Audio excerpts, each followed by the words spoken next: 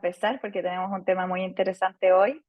Muchas gracias nuevamente a todos los que están acá, en especial a nuestros panelistas por querer compartir sus experiencias.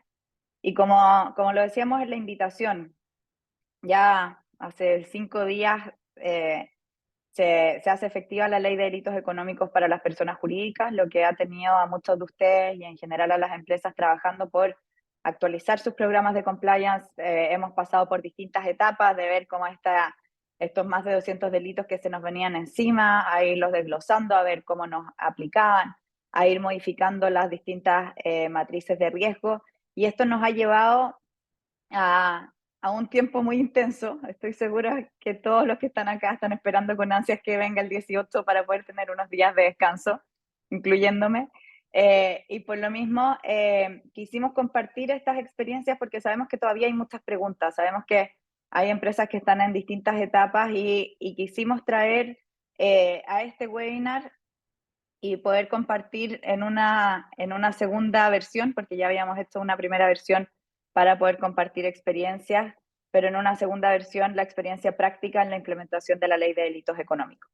Quisimos traer a 3 grandes empresas con 3 grandes encargados y 3 grandes panelistas, pero empresas de distintos rubros también para poder ver cómo esto se aplica en empresas donde a algunas les aplican algunos delitos y a otras les aplican otros, pero por eso que una empresa minera, Anglo American, que es una empresa que es filial o donde la matriz, por así decirlo, está en UK, en Reino Unido, y con más de 3.300 trabajadores operando en Chile y una gran empresa también para el país.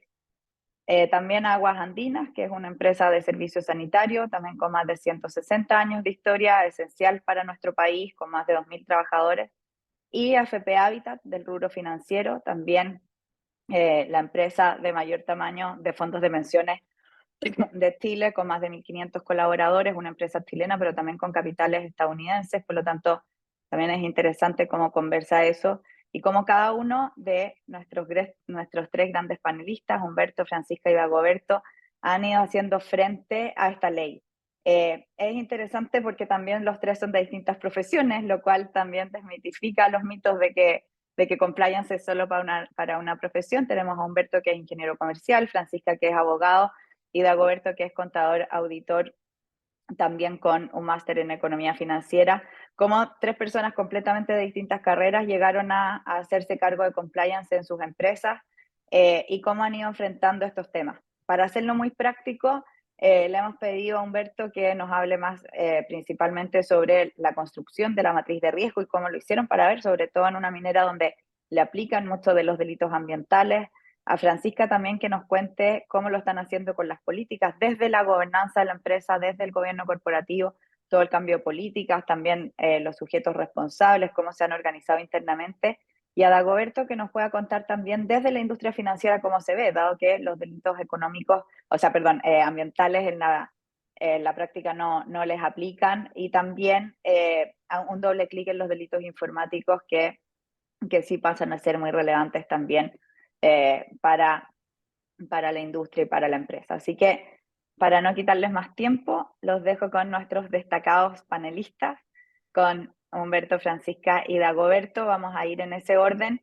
Les pido que por favor vayan haciendo preguntas en la sección de preguntas y respuestas. Nosotros, cada uno va a presentar 10 minutos, esto es para poder dar una introducción, pero lo que queremos efectivamente es poder recoger las preguntas que ustedes tienen y que podamos tener un espacio de conversación al final del webinar. Así que ahí abajito tienen la sección de preguntas y respuestas y las pueden ir haciendo. Vamos a partir acá con Humberto, que nos va a contar sobre su experiencia en la modificación del modelo en Anglo American. Humberto, la Vamos a la pantalla es siguiente. toda tuya. ¿Me escuchan? Sí, Vamos a la perfecto. siguiente lámina, Susana, gracias. Bueno, primero que nada, buenos días a todos y todas. Susana, muchas gracias por la invitación. Em, bueno, en términos generales y entrando en materia, el tópico que me solicitaron compartir con usted dice relación con nuestra experiencia en Anglo, en una minera, como tal lo ha señalado Susana, respecto al proceso de análisis de riesgo realizado en el contexto de la ley de delito económico. Pero me pareció prudente, antes de entrar en detalle respecto al proceso propiamente tal, compartir con ustedes un poco el enfoque que nosotros adoptamos como compañía para actualizar nuestro modelo y por lo tanto nuestra matriz de riesgo. Bueno, se ha escuchado mucho respecto a esta ley y de acuerdo a los expertos, esta ley de delito económico ha sido calificada por muchas personas como la reforma o el cambio más profundo del sistema penal chileno en los últimos 100 años. Esto porque la ley de delito económico modifica la estructura bajo las cuales se analizan y se sancionan los asuntos penales, entregando herramientas para sancionar con igual o mayor severidad en algunos casos la criminalidad económica de los delitos comunes, dependiendo, por supuesto, de las características de los delitos.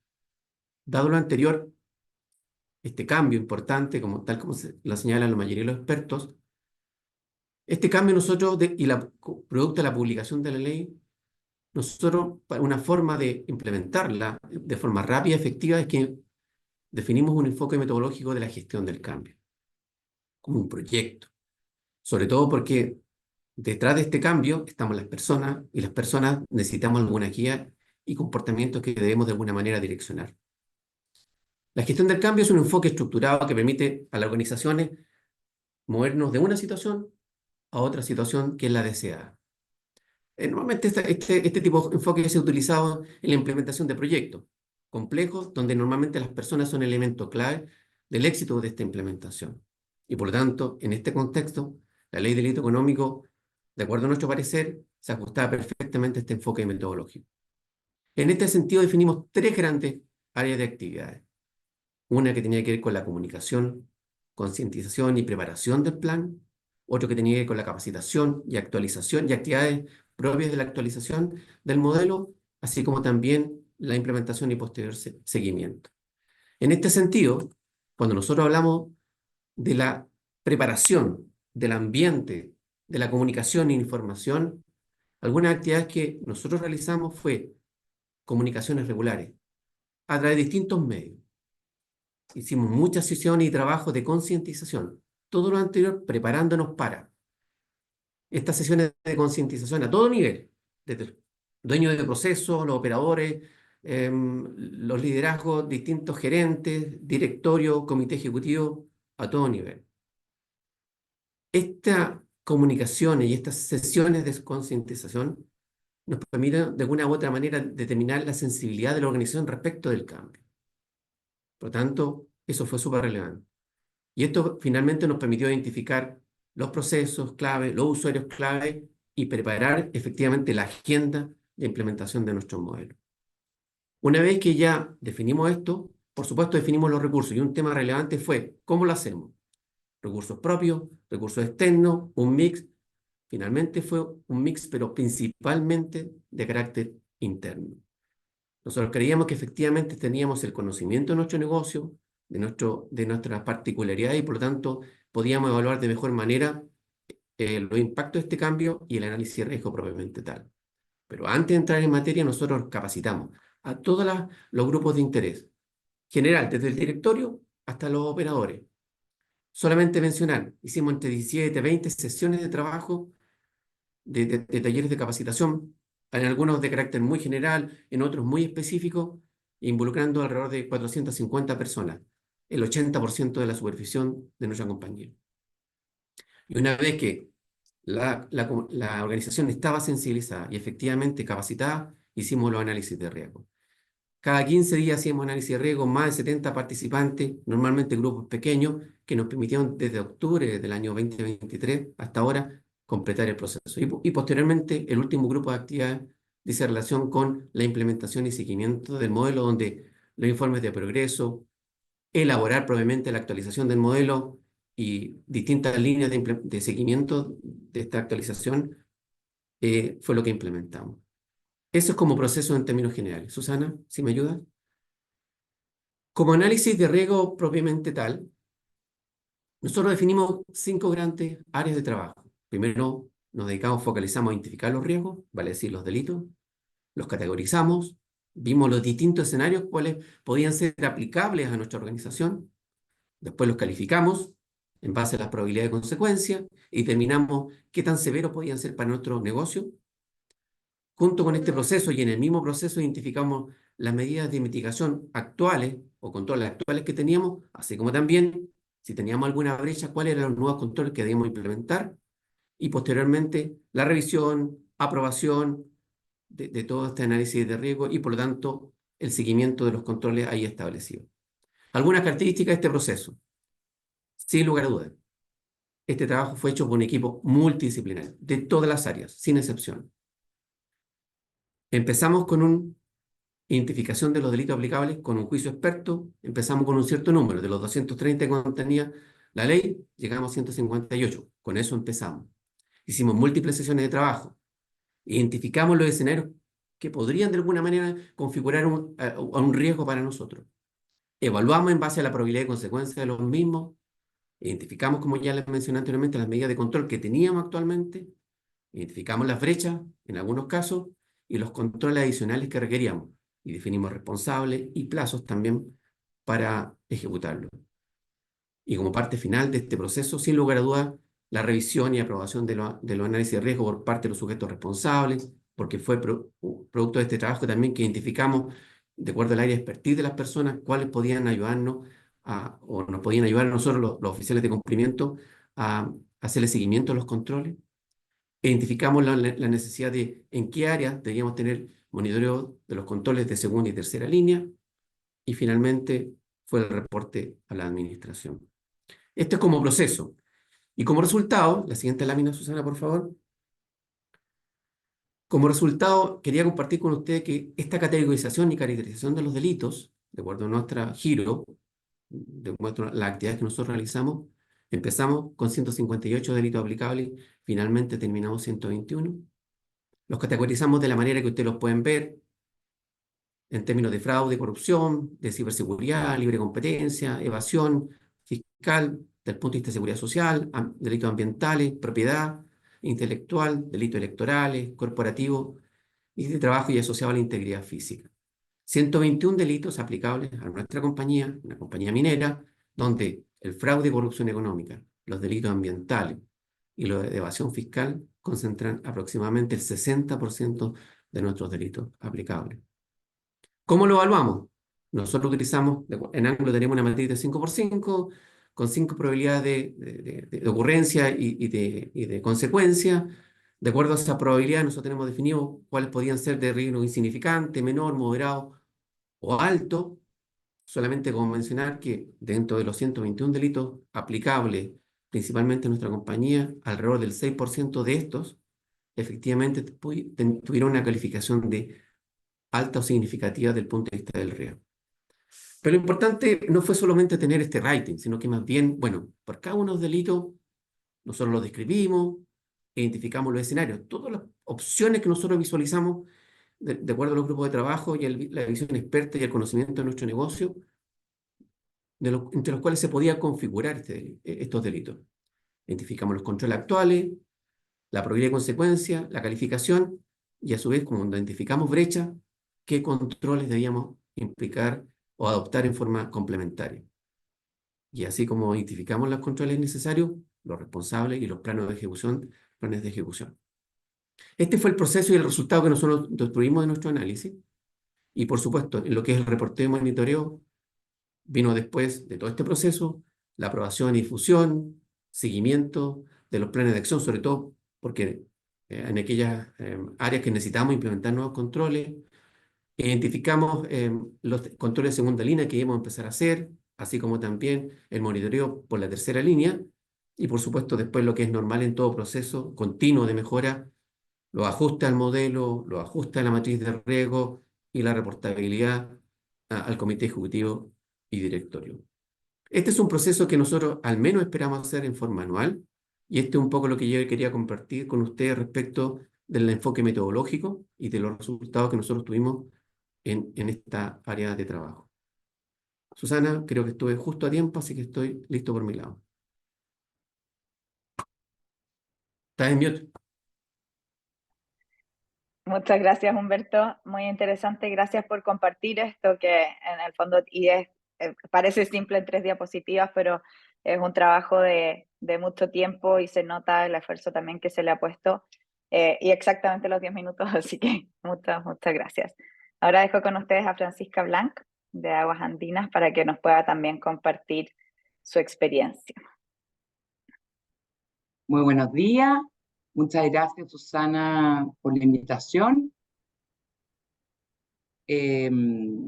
Muchas gracias a todo el equipo de BH Compliance por estar preocupados por estos temas y ayudarnos en el fondo a todas las empresas a tener experiencias similares. Confírmenme si están viendo la presentación, por favor. En pantalla completa, todo lo que teníamos que hacer, ¿no es cierto? Sí, está Estupendo. todo perfecto, todo. Y muchas gracias a todos los asistentes. Vemos que tuvimos una muy buena convocatoria, así que esperamos poder ayudarlos en este proceso. Bueno, nosotros estamos trabajando hace más de un año en la actualización del modelo de prevención de delitos. Por la entrada en vigor de la ley de delito económico, que modificó en su momento a la ley que regula la responsabilidad penal de las personas jurídicas. Esta ley nos preocupó a todos, nos asustó a todos, tiene a todo el mercado un poquitito tenso, pero lo relevante es destacar que esta modificación debe considerar el giro y las actividades desarrolladas por la empresa. Esto es muy, muy importante porque, como decía recién Humberto, efectivamente nosotros enfrentamos 300 delitos. Sin embargo, luego de evaluar la normativa, revisar nuestros procesos de cara al sistema de gestión de riesgos de la compañía, con la metodología de riesgos de la compañía, y considerando estos principales 11 macroprocesos y los 100 procesos o ciento y tantos procesos que estaban relacionados con estos delitos, llegamos a, de los más de 300 delitos que uno puede considerar en la ley, a entender que había 174 riesgos penales contemplados para Aguas Andinas y sus sociedades relacionadas en este proceso. El modelo de prevención o la ley exige que el modelo de prevención considere una implementación efectiva de todos aquellos delitos que le apliquen a la compañía, ¿sí? Y es en esta línea en la que nosotros trabajamos con asesoría externa, con un equipo asesor externo, que es BCP, Balmaceda Cox y Piña, que es un estudio de abogados muy connotado, que nos ayudó en este levantamiento. Y lo pensamos considerando una política de prevención penal que iba a ser el marco de acción en el cual íbamos a movernos en este trabajo. Para luego, identificando procesos, los riesgos asociados a cada uno de estos procesos, estableciendo los controles que tenemos implementados y la elaboración de nuevos controles para terminar el trabajo con la determinación de los planes de acción que teníamos que implementar para poder controlar, junto con los controles, todos nuestros riesgos. Es así que actualizamos nuestra matriz de riesgo. Y esta actualización considera, por supuesto, capacitación permanente de todos nuestros equipos y comunicación efectiva de la política de prevención penal y el nuevo modelo de prevención de él.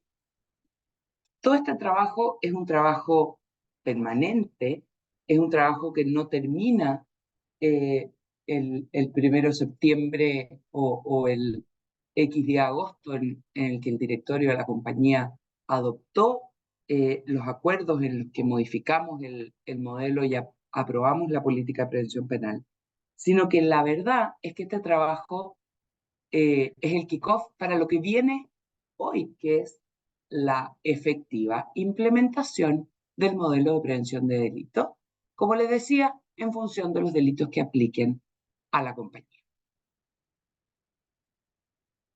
Uno de los pilares fundamentales de nuestro modelo de prevención de delitos actualizado es la política de prevención penal.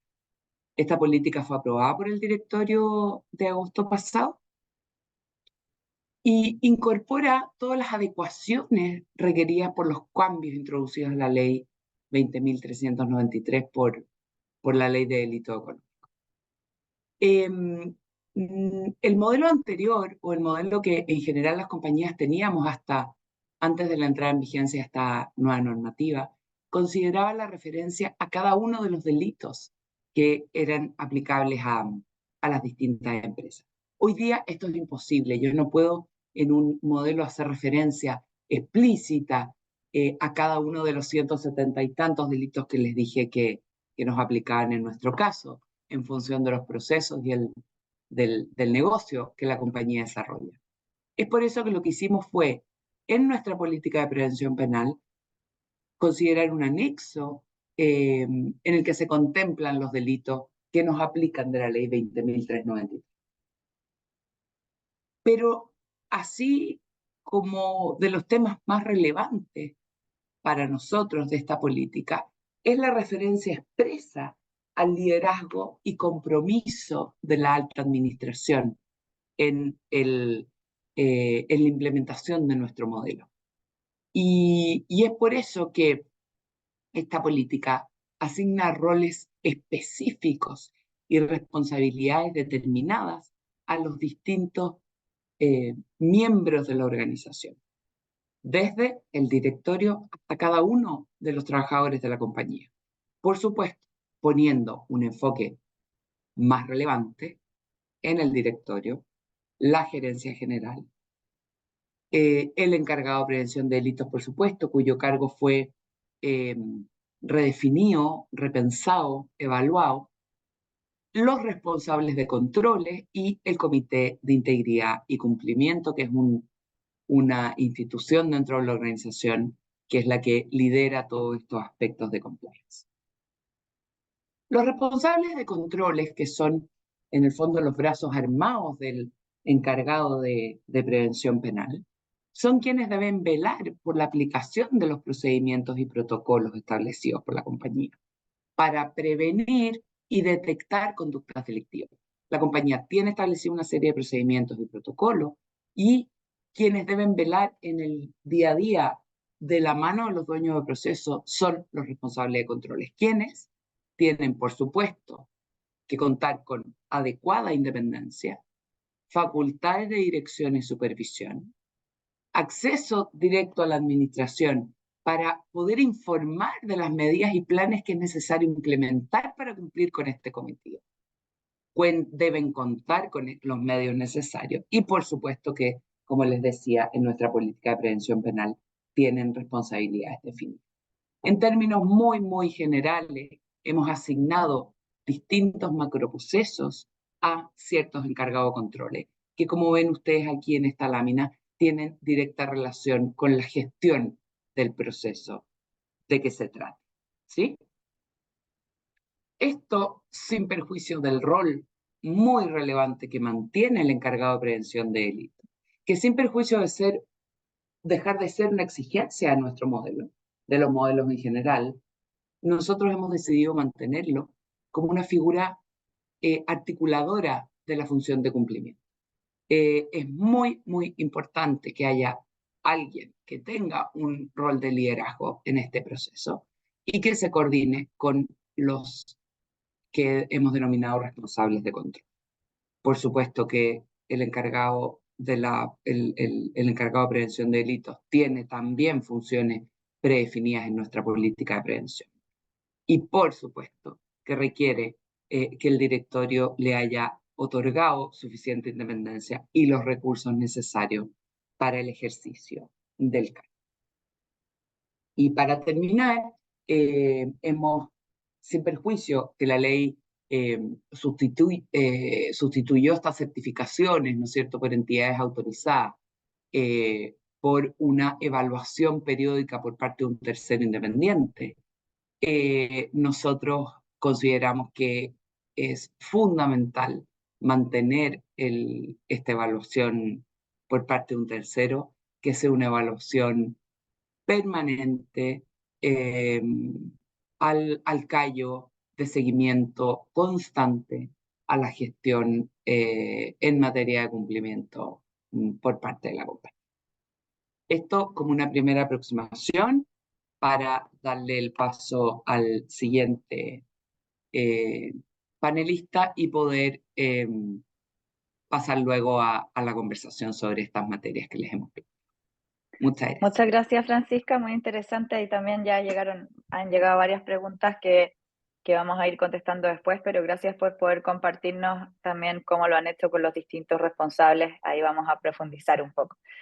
Y ahora Dagoberto, de AFP Habitat, también nos va a compartir cómo han visto estos temas, sobre todo desde la industria financiera, porque a diferencia de las dos empresas anteriores donde los delitos ambientales también les pegan bastante, acá estamos hablando de industria financiera donde además ya tenían implementado gran parte de los delitos económicos. Por lo tanto, acá, Dagoberto, toda tuya la pantalla para que nos cuentes cómo lo han visto. Gracias, Susana. Bueno, gracias por la invitación.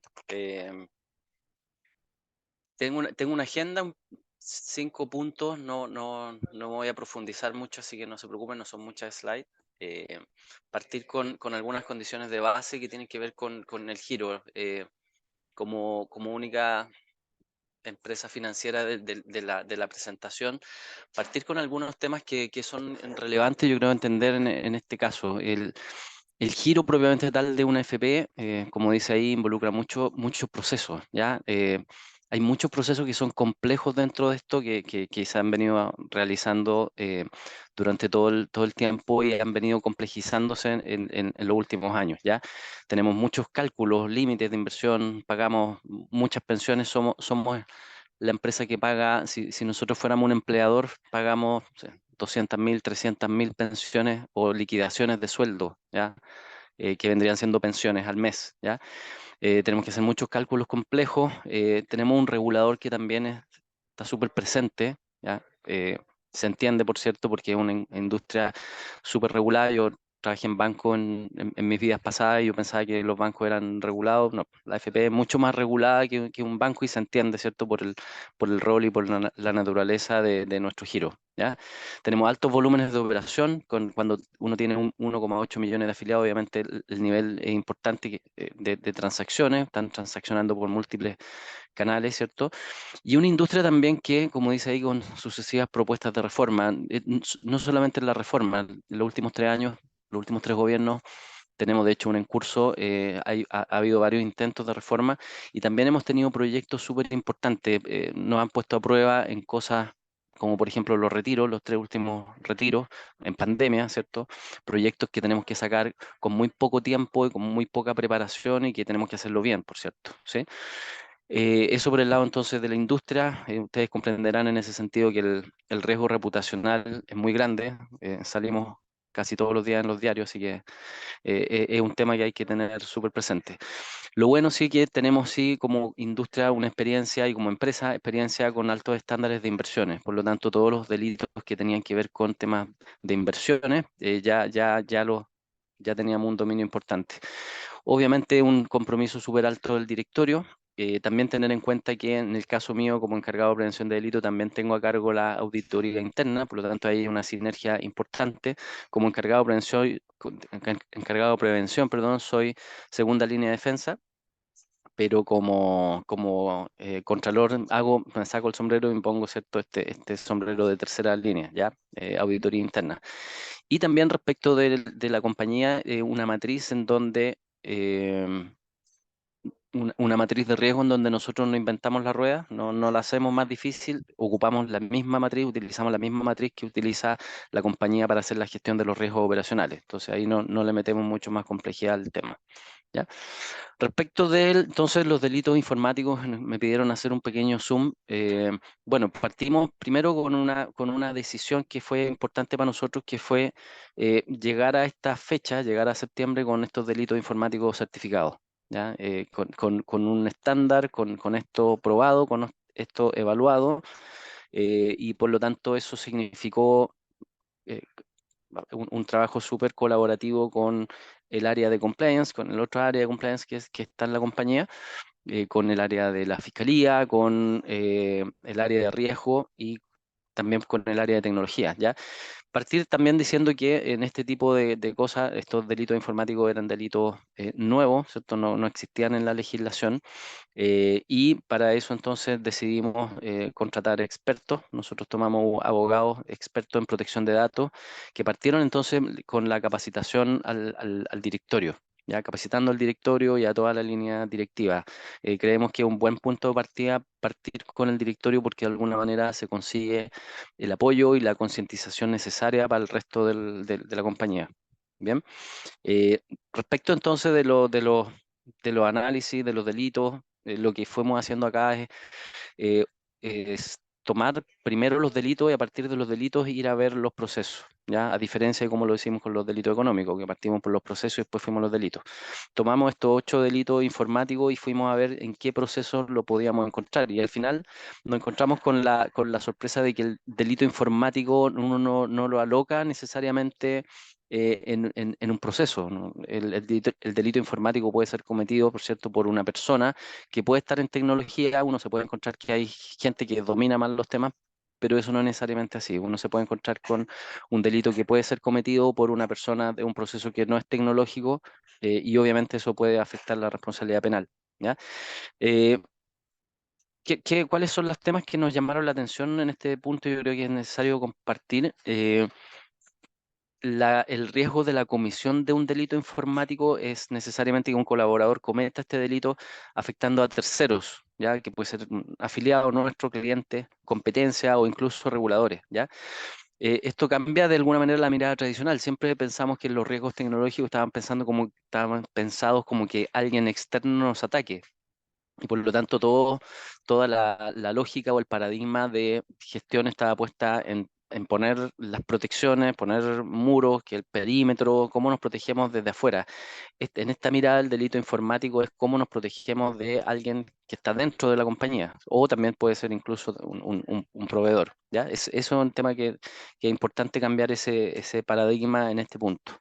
¿Ya? Lo otro bueno es que los controles que nosotros encontramos respecto de esto, que ya existían, buena parte de esos controles también nos servían para mitigar los riesgos de esta comisión de delito informático, ¿ya? Y decir sí que respecto de esto, la asociación entre los delitos y los procesos no fue muy simple, como les decía al principio. El delito se puede cometer en cualquier área y eso se trata entonces, no se trata de cargarle la mano solamente a los procesos de tecnología ni al cibersegurito, ¿ya? El recorrido entonces más eficiente que nos dio era, de nuevo, comenzar con el delito y de ahí ir hacia el proceso, ¿ya?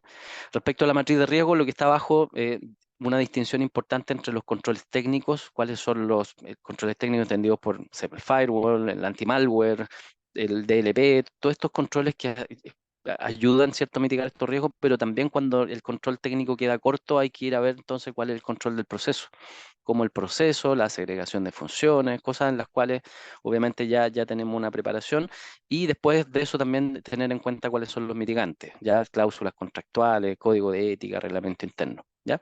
Después de eso pasamos entonces a tener lista esa matriz de riesgo, identificar riesgos, controles, a capacitar a toda la compañía. Estos obviamente son procesos que están de alguna manera superpuestos, no es que sean de esta forma necesariamente. Y en ese sentido, bueno, la capacitación a toda la compañía combinando e-learning con capacitaciones presenciales hasta que llegamos entonces a la certificación, ¿ya? Paso entonces a lo que es delito económico propiamente tal. Bueno, aquí hicimos un recorrido parecido. Comenzamos con la capacitación y la concientización a lo que era el directorio y las líneas directivas.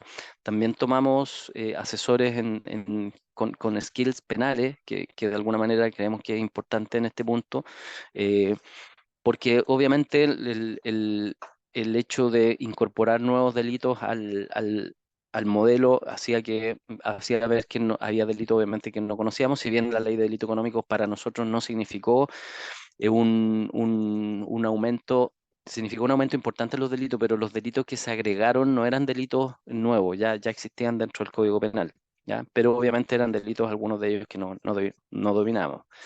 El recorrido en este caso fue para detallado fue al revés que como lo hicimos en delito informático. Aquí partimos por proceso, la compañía tiene 115 procesos y de ahí empezamos a ver en cada uno de esos 115 procesos, aquí se nos fueron harto tiempo, es ver por cada uno de esos 115 procesos cuáles de esos delitos iban a impactar.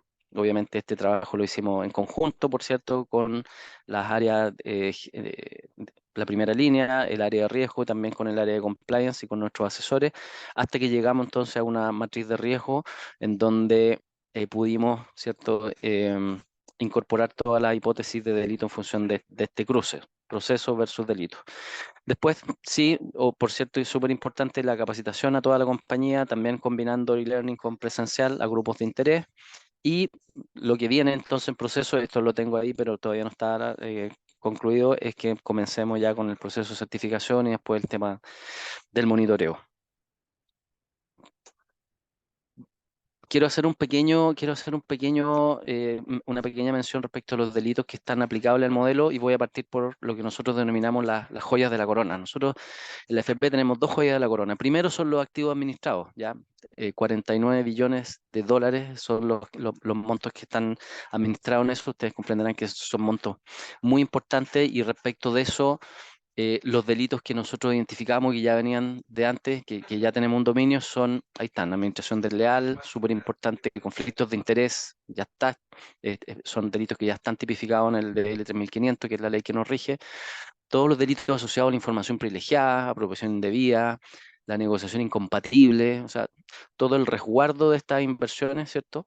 En el mejor interés de nuestros afiliados y, por cierto, la información que se puede entregar al mercado como entidad regulada y corrupción entre particulares también, ¿ya? La otra joya de la corona para nosotros son los afiliados. Toda la relación con nuestros afiliados, la información que mantenemos de ellos, el resguardo de esa información y, por lo tanto, los delitos que quedaron aplicables en esto, obviamente, hacer uso indebido de esa información.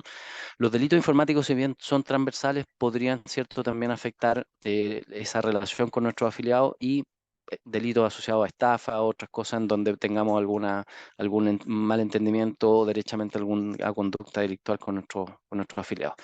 En el resto de las otras menciones, temas que son propios del giro, que podrían ser más importantes para nosotros por la cantidad de interacciones que tenemos con nuestros reguladores, son el cohecho, por cierto, tenemos muchas fiscalizaciones de distintos entes, el fraude en subvenciones, por toda la relación que tenemos con organismos estatales, no solamente de información, sino que también con recursos, y obstrucción a algún regulador, la CMF o la propia Superintendencia de Pensiones. De base dejé entonces delitos que son comunes para todas las compañías, tributarios, laborales, corrupción, propiedad intelectual, falsificaciones, receptación y un largo etcétera. Ya en el caso nuestro entonces, y tomé nota de los números que tenía Humberto, 120 y tanto, y Francisca con 174. En el caso nuestro llegamos a 80 delitos. ¿Ya? 80 delitos de todo el análisis que hicimos respecto de esto. Y con esto termino. No tomé la hora, Susana, no sé si me falta, me pasé, estoy bien. Perfecto, un minuto. Dale. Me queda un minuto ya, perfecto. Entonces, los aprendizajes de esta adaptación, ya lo señalé, el apoyo de expertos, obviamente no dominamos todos estos temas, yo creo que es súper bueno tomar distintos skills en el caso de protección de datos para los delitos informáticos y skills penales en los casos de los delitos económicos, fue súper importante eso. La capacitación es para mí súper importante porque este es un modelo para prevenir y para prevenir primero la gente tiene que saber. Simple para mí significa que explicar algo complejo en palabras simples que pueda entenderlo, que sea precisa, ¿ya? Que en el fondo no entreguemos más información de la que es necesaria, no confundir, no marear a la gente y a la medida. O sea, cuando hacemos una capacitación para el equipo de ventas, yo le llevo, o para el equipo que atiende clientes, yo le llevo 1, 2, a lo más 3 delitos. No los voy a meter con los 80 delitos. Al vendedor no le explico el delito que puede ser cometido por un director, ¿ya? O sea, súper a la medida de la capacitación para que sea súper eficiente, ¿ya? En este negocio la gente ya tiene una carga importante de normativa que se tiene que saber, que se tiene que aprender, por lo tanto, meterle mucho más información, la verdad que es poco eficiente. La difusión, por cierto, y esto es un tema que en general a nosotros, por el lado de auditoría, de Contraloría, nos cuesta hacer marketing, nos cuesta vendernos. Entonces aquí hay que hacer un esfuerzo y pedirle apoyo al área de recursos humanos, al área de marketing, para que nos ayuden a hacer campañas de difusión. Y lo último es mantenerse cerca del negocio. El negocio, si bien está súper regulado y uno lo puede ver desde afuera como algo súper estático, la verdad que va cambiando y eso hace cambiar el perfil de riesgo, sobre todo en particular de los riesgos de la comisión de los delitos. Así que ahora sí, con esto termino y muchas gracias a todos. Muchas gracias, Dagoberto, muy interesante. Y el tema, o sea, de cómo lo han abordado también y la diferencia o cómo se les hace también más simple al no tener los delitos ambientales, pero y también muchas gracias por estos aprendizajes del final, sin duda muy importantes para todos. Bueno, ahora si puedes dejar de compartir, Dagoberto, para poder ir, ahí, perfecto, para poder ir a la sesión de preguntas. Muchas gracias a todos por la alta participación. Hay más de 26 preguntas, así que vamos a ir muy al grano para alcanzar a contestar la mayor cantidad posible. La primera pregunta se las voy a hacer a todos porque se repite varias veces y de ahí voy a ir por las particulares a cada uno, pero es el tema de los proveedores, que es como este elefante en la habitación, por así decirlo, donde se ha hablado como que parece que algo cambiara en esta ley porque lo deja más explícito, pero la verdad es que siempre si un proveedor pagaba un soborno por ti, la empresa igual iba a ser responsable. Pero ¿cómo lo han abordado? Si es que nos pueden contar muy cortito cada uno. ¿Han hecho cambios a lo que ya tenían? ¿Han agregado más controles? Así que ahí no sé quién quiere ir primero, pero los dejo para que contesten esta pregunta. Sí, yo puedo decir algo. Mira, efectivamente la ley tiene un cambio relevante respecto a la responsabilidad que asume la compañía de aquellas gestiones que haga, que pueda realizar un proveedor. Pero también entender que no cualquier proveedor puede llegar a significar responsabilidad penal o a representar responsabilidad penal para la persona jurídica del mandante, ¿ya? Solo aquellos que representen intereses en nombre de Aguas Andinas, en mi caso. Sin embargo, tenemos que hacernos cargo de nuestros proveedores, tenemos que trabajar con nuestros proveedores. Yo soy una convencida de que las cláusulas como tales no son suficientes. Es necesario capacitar a los proveedores, es necesario difundir esta materia a los proveedores y es necesario acompañarlos en la implementación de sus propios modelos para efectivamente evitar no solo que arrastren a sus mandantes en lo que a responsabilidad penal se refiere, sino que para poder avanzar en el mundo del cumplimiento de manera sostenible. Hoy en día no podemos abandonar a nuestros proveedores. Así lo vemos nosotros. Susana, en el caso Gracias, de Francisco. Habitats, sí, también nos pasó que el tema de los proveedores, qué bueno que lo mencionaste como el elefante. Efectivamente, en los proveedores se amplía bastante el perímetro de aplicación del modelo, ¿ya? En el caso nuestro nos pasó que efectivamente vimos que había proveedores que en el fondo, con o sin representaciones, hay un tema legal que es importante conocer, pero se amplía el modelo porque nos dimos cuenta que había muchos proveedores que en la interacción con nuestros afiliados o interacción incluso con reguladores o con funcionarios públicos pueden, ¿cierto?, cometer delito y por lo tanto no nos quedamos solamente en ampliar la cláusula. Yo creo que aquí hay un tema relevante para nosotros al menos de poder capacitarlo. Hicimos charlas con muchos de ellos, involucrarlos en el modelo y dejar una línea completamente abierta para que ellos puedan interactuar y plantearnos cualquier inquietud que tengan. Ese es el Súper caso bueno, nuestro. gracias Dagoberto. Y Humberto, ustedes, sobre todo ustedes además que tienen muchos Solamente, contratistas. sí, nosotros en términos generales, aparte de lo ya mencionado por Francisco y también de Alberto, nosotros creemos que antes de empezar un negocio, nosotros hacemos un due diligence muy extenso para ver efectivamente con quién nosotros estamos interactuando. De ahí partimos. También vemos que el término de los contratos sólidos no es suficiente, pero es muy importante. Y lo que creemos sí es relevante es la capacitación y sensibilización, tal como de lo que decían mis colegas, y también el monitoreo continuo. El monitoreo de segunda línea, de tercera línea, sobre todo, por ejemplo, con los intermediarios, por ejemplo, los agentes de aduana, por solo mencionar un caso, de que no estamos con ellos, estamos bastante alejados, ellos actúan en representación nuestra, es un ejemplo. Nosotros hacemos verificación y vemos efectivamente, monitoreamos en forma mucho más continua. En general, los proveedores, a todos, lo hacemos partícipe de nuestras políticas. En las políticas incluimos lo que tiene que ver con la nueva ley. Y eso básicamente, siendo muy transparente y comunicándonos muy estrechamente con ellos, sobre todo los que de más alto riesgo, porque nosotros tenemos una calificación de ellos por las actividades que realizan. Esas son las formas que nosotros lo hemos estado abordando, pero bastante en línea con lo que ya mencionó Francisca y de Huerta.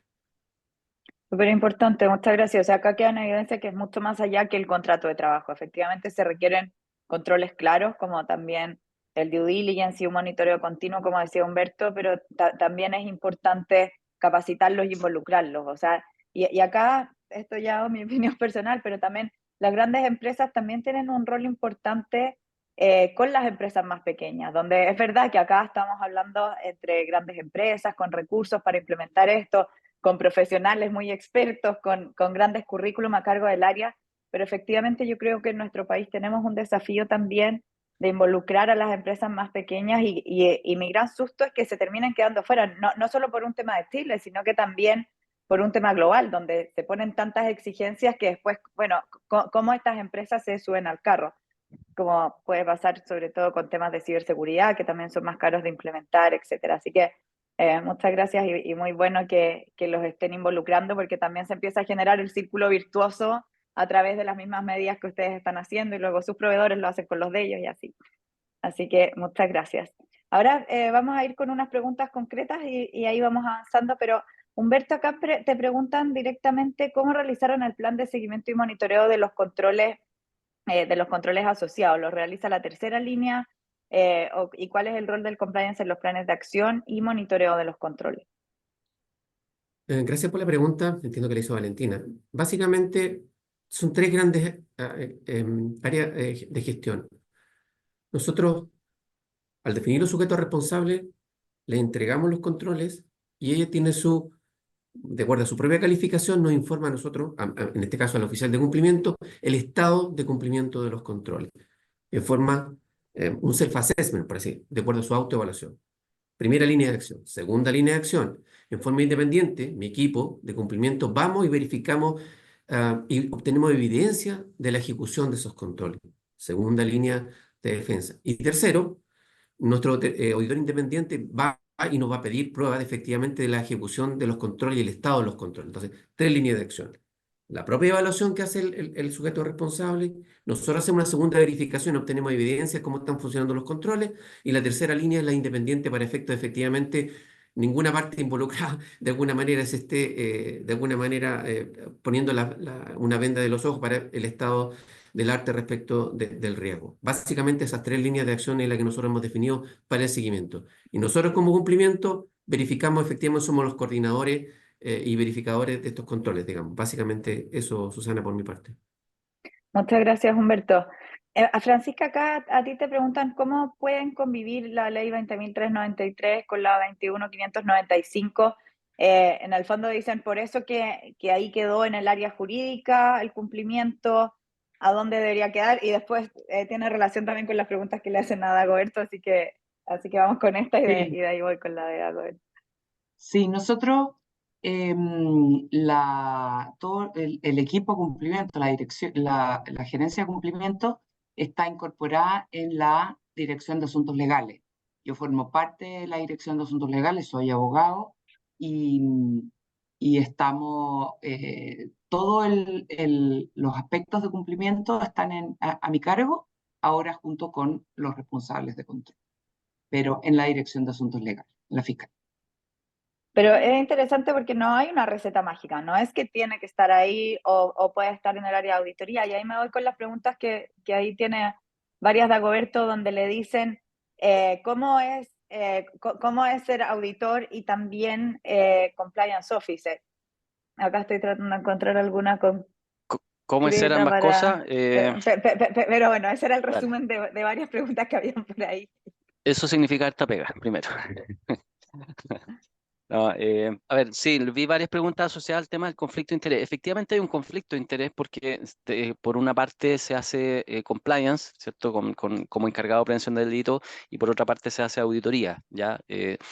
Efectivamente no puedo hacer una función de auditoría, no puedo auditar mi propio trabajo como encargado de prevención de delitos, ¿ya? Por lo tanto, ese es un punto en donde el aseguramiento, la tercera línea o la labor de auditoría la tiene que hacer un tercero, ¿ya? Y ese tercero es el que nosotros tenemos que salir a buscar afuera, digamos. El propósito es que el directorio reciba ese aseguramiento y como no lo puedo proporcionar yo por este conflicto de interés, entonces externalizado. Esa Perfecto, es la respuesta. gracias, ¿Puedo, Dagoberto, pero es Susana, puedo agregar algo? interesante. Sí, sí, Humberto, dale. En esa misma línea, nosotros efectivamente lo que plantea de acuerdo es un hecho, digamos, es muy sutil la línea, pero nosotros definimos que efectivamente, por ejemplo, los sujetos responsables que me reportan de acuerdo a su visión el estado de los controles y el estado del arte respecto del cumplimiento que nosotros tenemos, no dependen de mí, ellos me reportan. La segunda línea, sí, efectivamente me reporta, pero tenemos una tercera línea que no depende de mí y por lo tanto, efectivamente, le reportan directo al directorio. De alguna u otra manera, la configuración que nosotros hacemos es que la segregación de funciones esté debidamente separada de manera que el directorio reciba el aseguramiento, como dice Dagoberto, en forma independiente que lo que nosotros o yo le pudiera decir, o Dagoberto o Francisca le pudiera decir. Tenemos que ver distintas líneas que no podemos depender uno de otro, de lo contrario va a haber mucho conflicto de interés. Así que eso solamente quería agregar que eso como nosotros lo discutimos y eso es lo que nosotros de esa manera lo evaluamos.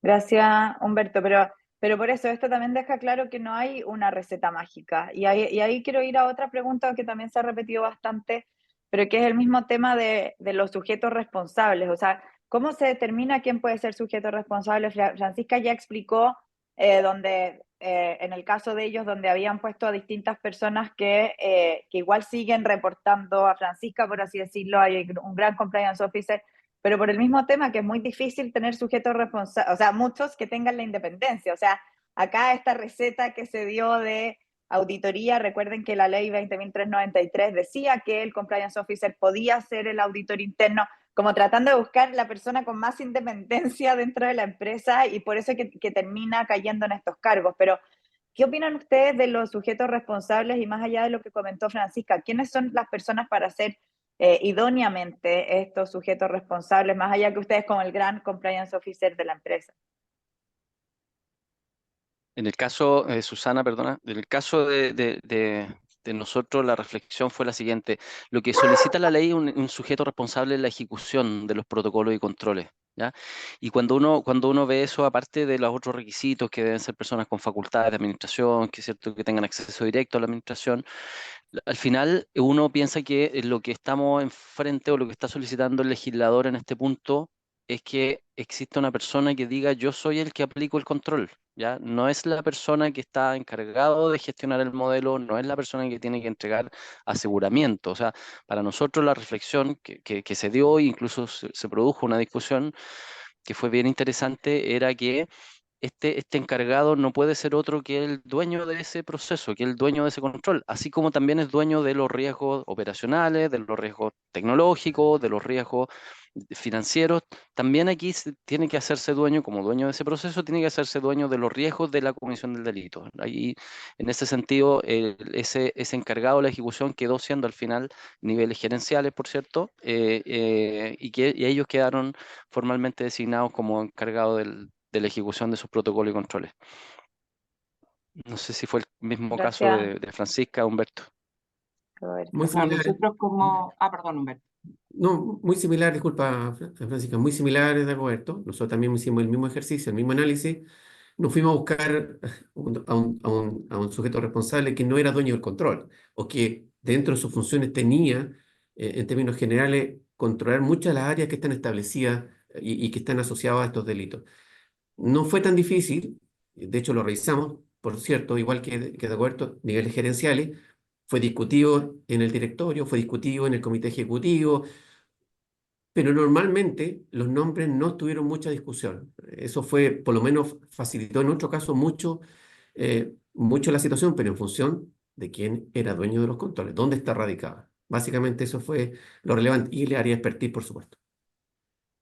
Sí, para nosotros fue muy importante la experiencia, fue muy importante el conocimiento de los procesos, sin perjuicio que separamos al encargado del proceso propiamente tal, en nuestro caso la persona que abre y cierra la válvula, por hacerlo como Gráfico. caricaturesco y gráfico, y por supuesto que dejamos a cargo como responsables de controles a áreas gerenciales, personas que ejercen un rol de liderazgo en las distintas áreas y con mucho conocimiento de los procesos, pero no la persona que está a cargo de abrir y cerrar la válvula, sino que alguien que está en un estamento un poquitito superior y que también puede tener una mirada eh, amplia de, de la compañía.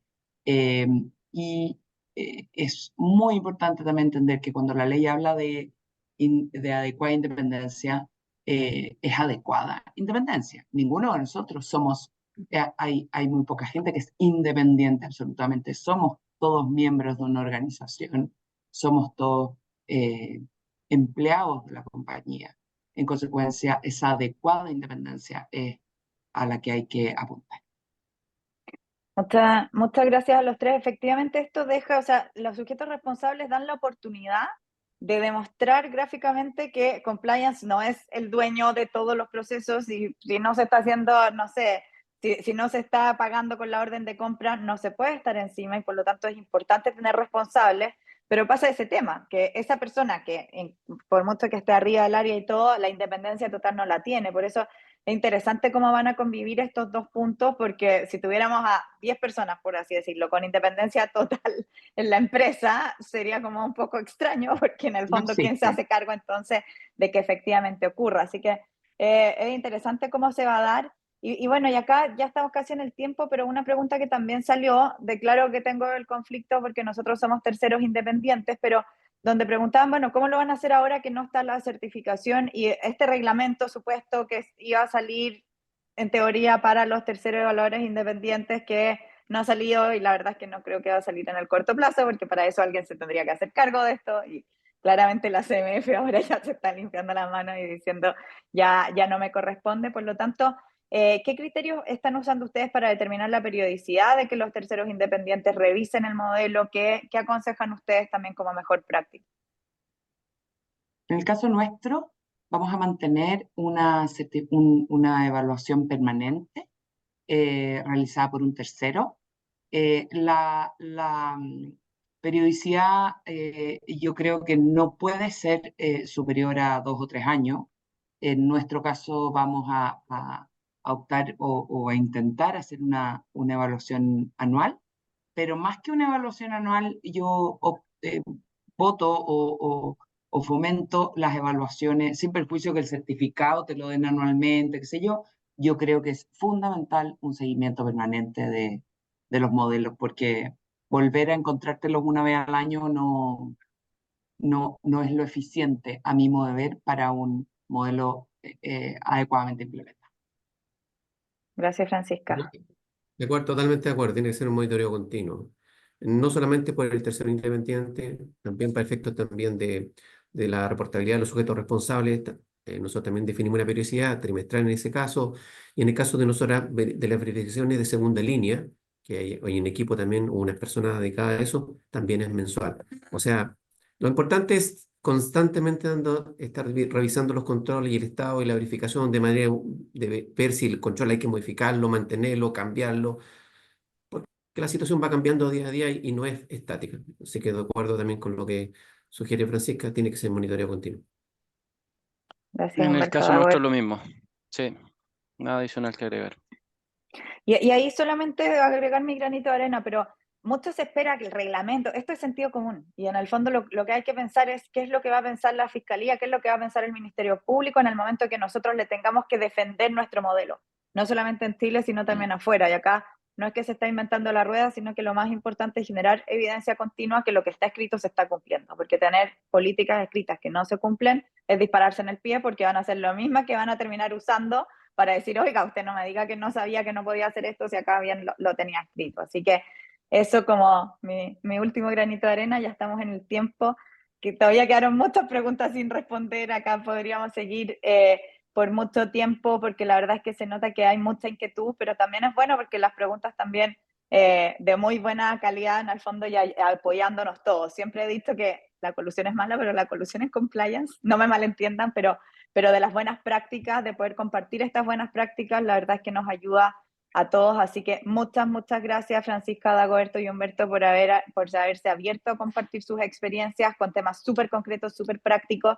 Y bueno, quedamos todos en contacto y también vamos a compartir la grabación. Después también, si tienen alguna duda, los pueden contactar a todos por LinkedIn, ¿no? Ahí pueden compartir sus correos y estoy segura que están todos dispuestos a seguir compartiendo sus buenas prácticas. Así que gracias a todos los que se unieron, gracias por la activa participación con las preguntas y nos seguimos viendo. Muchas gracias. Bueno, muchas gracias. Gracias. Hasta Que luego. esté muy bien. Hasta luego. Chao. Hasta la próxima.